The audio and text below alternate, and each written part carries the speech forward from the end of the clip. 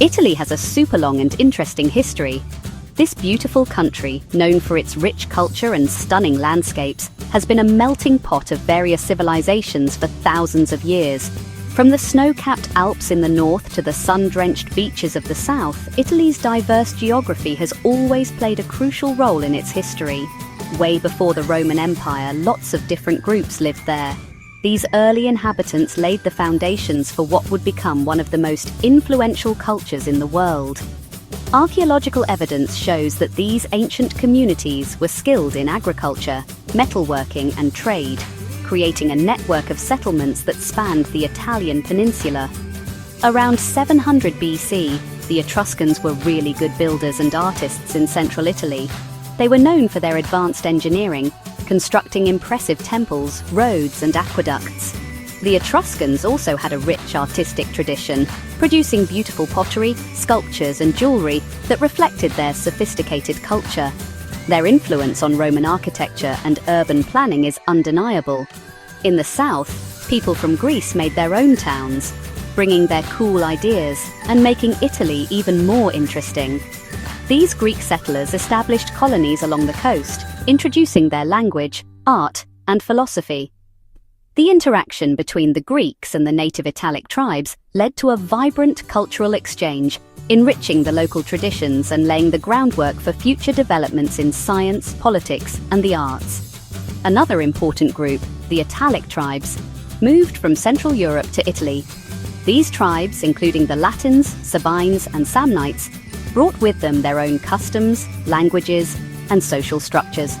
Their migration and settlement in Italy were pivotal in shaping the region's demographic and cultural landscape. These tribes, like the Latins, would eventually start the Roman civilization. The Latins, in particular, settled in the area around Rome, where they established small villages that would later merge to form the city of Rome. This city would grow to become the heart of the Roman Empire, influencing the entire Mediterranean region and beyond. Ancient Italy was a busy and exciting place, getting ready for one of the most important empires ever. The bustling marketplaces and busy ports were centers of commerce and cultural exchange, where people from different backgrounds came together to trade goods, ideas, and traditions. This dynamic environment set the stage for the rise of Rome, a city that would leave an indelible mark on history.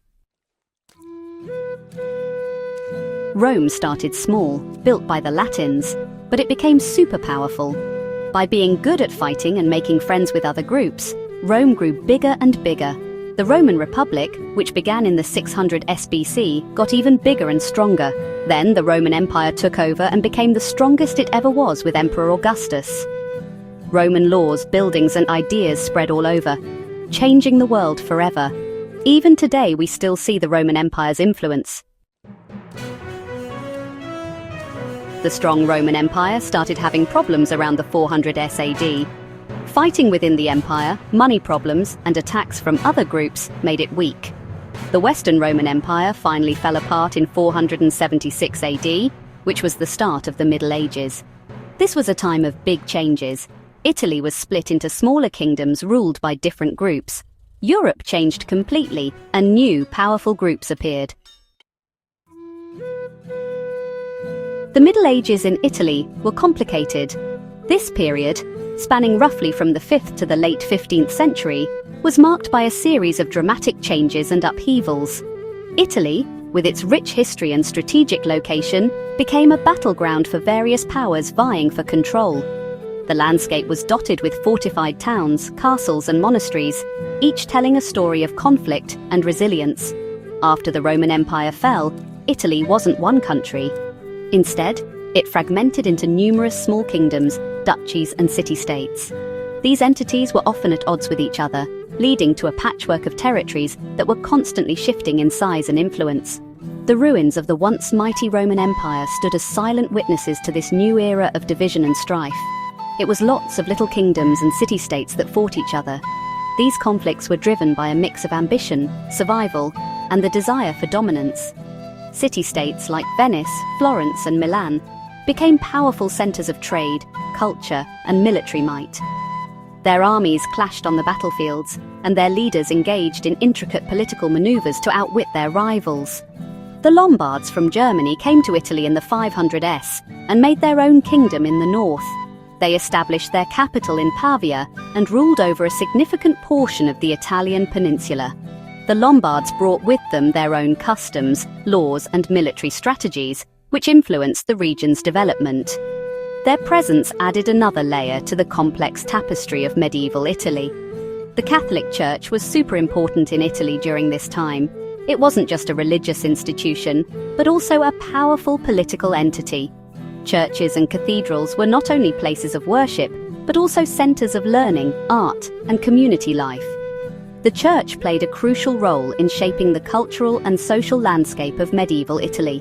The Pope, who lived in Rome, had a lot of power. As the spiritual leader of the Catholic Church, the Pope wielded significant influence over the faithful, but his authority extended beyond religious matters. The papacy was a major political player, often involved in the intricate web of alliances and conflicts that characterized medieval Europe. The Pope's decisions could sway the course of wars and the fate of kingdoms. The Pope and the Holy Roman Empire, a big group that controlled most of Europe, fought for power a lot. This struggle, known as the investiture controversy, was a significant conflict of the medieval period. It revolved around the question of who had the authority to appoint bishops and other church officials. The outcome of this power struggle had far-reaching implications for the balance of power in Europe and the relationship between church and state. From the 1300s to the 1500s, something amazing happened in Italy called the Renaissance. This period marked a profound cultural transformation that would forever change the course of history. It was a time when art, science, and literature flourished, and new ideas spread like wildfire across Europe. The Renaissance was not just a rebirth of ancient knowledge, but also a period of great innovation and discovery. People got really interested in old art, books, and ideas from ancient Greece and Rome. Scholars and artists looked back to these ancient civilizations for inspiration, studying their works and incorporating their techniques into new creations. This revival of classical knowledge led to a renewed interest in humanism, emphasizing the potential and achievements of individuals. Italy became the center of art, science, and smart thinking. Cities like Florence, Venice, and Rome became bustling hubs of creativity and intellectual activity. Wealthy patrons, including the powerful Medici family, supported artists, scientists, and thinkers, providing them with the resources they needed to pursue their groundbreaking work. Florence, a rich city, was the most important city of the Renaissance. It was here that many of the era's most significant developments took place. The city's vibrant cultural scene attracted talented individuals from all over Europe, making it a melting pot of ideas and innovation.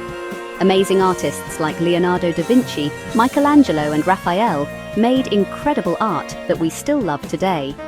Their works are celebrated for their beauty, technical skill, and emotional depth. Leonardo's detailed sketches, Michelangelo's powerful sculptures, and Raphael's harmonious paintings continue to inspire and captivate audiences around the world. The Renaissance was a super important time, connecting the Middle Ages to modern times. It laid the foundation for many aspects of contemporary culture, from art and science to politics and philosophy. The innovations and ideas that emerged during this period continue to shape our world today, making the Renaissance a truly transformative era in human history. For a long time, Italy was lots of separate states. But in the 1800s, people wanted to make Italy one country. The House of Savoy, the rulers of Sardinia, helped make this happen. In 1861, with King Victor Emmanuel II in charge, Italy finally became one country. The new Kingdom of Italy had some problems, but it started to modernize and build factories, getting ready for a better future. The early 1900s were a crazy time for Italy and the world. Italy joined World War I hoping to get more land, but the war caused money problems and unrest. After the war, Benito Mussolini took charge, promising to fix things and make Italy great again. Mussolini became a dictator, stopping anyone who disagreed with him and taking away people's freedom. Italy joined World War II with Germany, which caused even more problems. After World War II, Italy said no to dictators and chose democracy. In 1948, Italy made a new constitution and became a republic. Italy's economy got much better, and it became a powerful industrial country. Italy joined NATO in 1949, becoming friends with the West during the Cold War. Italy also helped create the European Union. Italy did great things after the war, but it also had problems with organized crime. The Mafia, a group of criminals from Sicily, caused a lot of trouble. Even with these problems, Italy is still an amazing and important country. It has great culture, food, fashion, and art. Italy is still super cool because of its beauty, history, and strong spirit.